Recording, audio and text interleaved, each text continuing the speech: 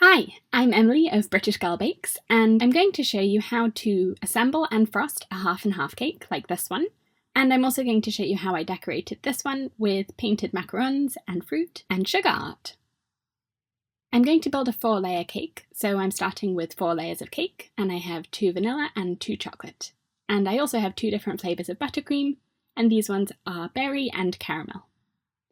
Before we start, I'm just going to give you a really quick explanation with a diagram of how we're going to do this. So with the 2 chocolate layers, I'm going to trim them in half and then stack them all on top of each other to form half of the cake. And then with the vanilla layers, I'm going to do exactly the same. So cutting each one in half, stacking them all up, building half a cake, and then pushing it together with the chocolate half so that you have a whole cake. Of course, there's also going to be filling between all of the layers, and also between the 2 halves, right down the middle, and that's going to join the 2 halves of the cake together to make a full cake, and then I'll cover it in frosting and decorations. Okay, let's get started. So as I mentioned, I have 2 different flavours of buttercream. Here's the caramel and the berry, and then I've also put vanilla buttercream in a 3rd piping bag. You don't have to use piping bags for this, it's just a bit neater. And the reason I've chosen vanilla is because I need a neutral flavour to go down the centre of the cake to attach the 2 halves. And between berry and caramel, I thought vanilla was just the safest, most neutral option. I have my cake layers ready. I've levelled and divided these ones, and now I'm applying the filling by piping it on. And after sandwiching my first 2 layers together, I'm cutting them in half down the middle, and then applying another layer of filling onto one of them, flipping the other one over, and then I have half of a cake ready to go. If you're enjoying this tutorial, please click the thumbs up button. I share a new cake decorating tutorial every week on my channel, so if you don't want to miss one, please click the subscribe button. I'm doing exactly the same with my chocolate layers, piping on the filling, sandwiching them together, cutting them down the middle, applying a bit more frosting, and then stacking one half on top of the other half to create the other half of my cake. Now, these layers were all about the same height, but I can see once I've stacked them all together that my chocolate half is a lot taller than my vanilla half.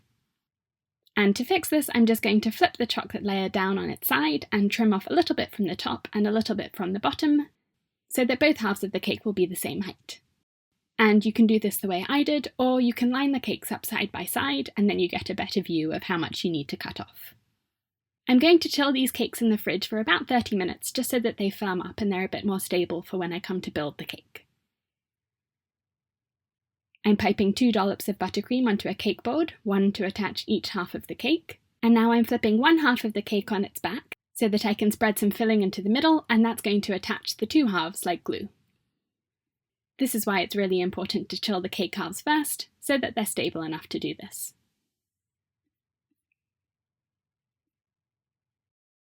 I'm pressing my first half of cake onto the cake board, and then pressing the second half on, pushing it against the frosted side of the other cake so that they stick together. Now I'm wrapping it in cling film, and I'm going to chill it for a little bit longer before I frost it, just so that the cakes firm up a bit more and they aren't too crumbly. Now for frosting the cake, you could frost it as you would normally do, and it will be a surprise when you cut into it, whether you get chocolate cake or vanilla cake or whatever flavours you've chosen. Or you can divide the frosting so that each half of the cake looks distinct.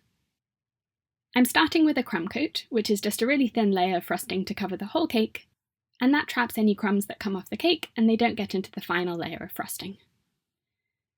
If you wanted to, you could use the same flavour for the whole cake, maybe the neutral flavour that you used in the middle of the 2 halves, or you can divide the crumb coat into 2 halves to match the flavours of the cake. The way that you apply and smooth the frosting on a half and half cake is almost exactly the same as you would for a normal cake. The only difference is that you're stopping halfway round. So when you smooth it, you should start with your frosting scraper at one edge of the half and smooth kind of towards the middle, and then go from the other side towards the middle, so that you're creating 2 very finite ends to the frosting.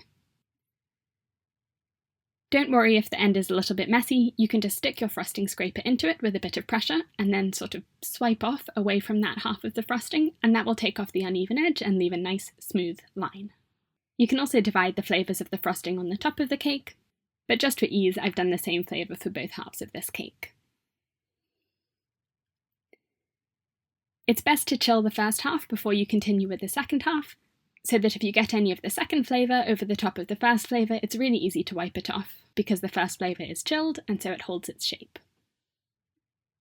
Now for my second half of the cake, I'm actually not going to do a crumb coat, and the reason is because it's vanilla cake and it's really not crumbly, and from experience I know that I'm not going to get any crumbs in the frosting. So I'm starting with the top half, and I'm just going to spread the berry buttercream onto one half of the cake, spreading it all the way up to the middle, and then using my offset spatula to tidy it up.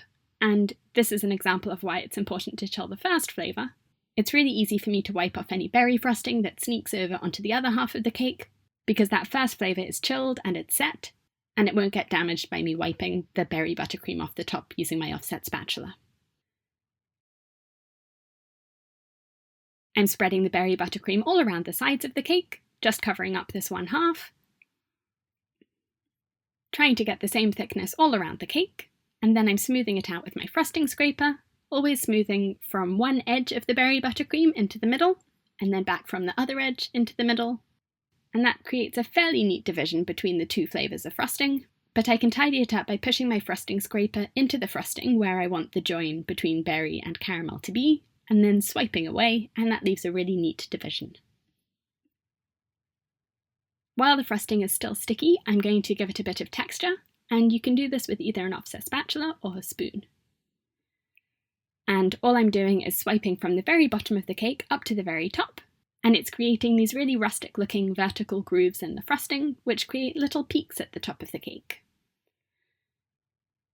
I actually want the top of the cake to be smooth, so I'm using my offset spatula just to gently scrape any overhanging frosting from the sides of the cake over onto the top of the cake. I'm chilling this half of the cake so that the frosting sets, and after about 15 minutes I'm ready to do the other half.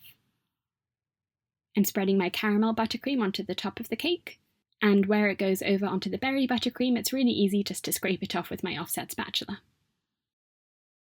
If you preferred, you could press some parchment paper over onto the first flavour of buttercream, so the berry in this case, and then when you spread the second frosting, the caramel buttercream for me, you wouldn't get any over on the berry side of the cake.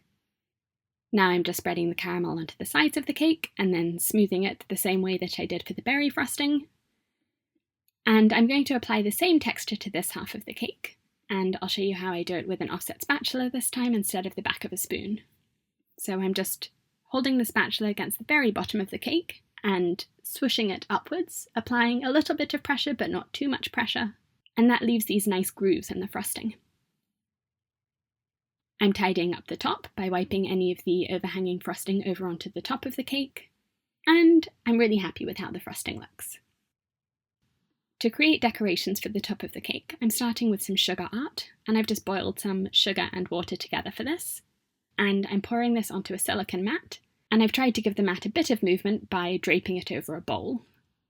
And I'm spooning out the cooked sugar and drizzling it where I want it to go in a few different patterns, and then leaving it to set. I go into sugar art in a lot more detail in my online course on 10 cake decorating techniques, and you can sign up by clicking the link in the screen, or I've put the link in the description below. I'm going to paint some macarons gold for the caramel side of the cake, so I'm mixing some gold luster dust with just a drop of vodka to make an edible paint, and now I'm just using a paintbrush to brush it onto a macaron, trying to get into the sides and all of the grooves to make it completely gold. For the berry side of the cake, I've got some berry macarons, and I'm decorating these with some edible gold leaf. And gold leaf is tricky because it sticks to anything vaguely moist, like your fingers, so I'm using the back of a paintbrush to apply it to this. You could also use the other end of the paintbrush. And I'm doing a few of these before moving on to some fruit. I've washed my berries and now I'm letting them dry, and I'm going to use all of these fruit whole, except for the strawberries. I'm going to just cut off the tops so that they have a flat surface to stick onto the cake. Since the frosting on my cake has already set, it's not sticky anymore, so to attach the fruit I'm piping a few tiny rosettes of buttercream, and they'll act as a glue for the fruit. I'm arranging the fruit and then sticking in a few macarons. And then I'm going to paint some of the fruit with the same edible gold paint that I made to paint the macarons.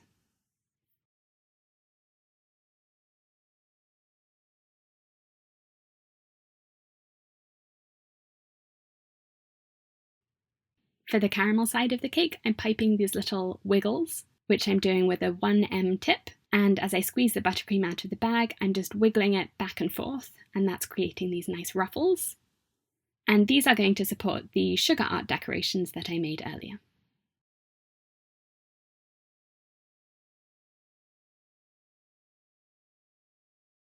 Piping a few more wiggles to support my macarons and give them some height. And then I'm brushing on a little bit more of the gold leaf onto the side of the cake. And there it is, my half and half cake. I love this design because it's so flexible. You could use obviously any flavours you wanted, so many different decorations, and there are so many different fun textures that you could apply. Or you could even create a double themed cake if you wanted to. The possibilities really are endless. If you're interested in learning the basics like how to level and divide the cake layers, how to prepare buttercream frosting, how to store it, how to transport a cake and serve it, you might be interested in my online course on the basics of cake, and I've put the link in the screen and in the description below. Thanks for watching! Subscribe to my channel for a new cake decorating tutorial every week.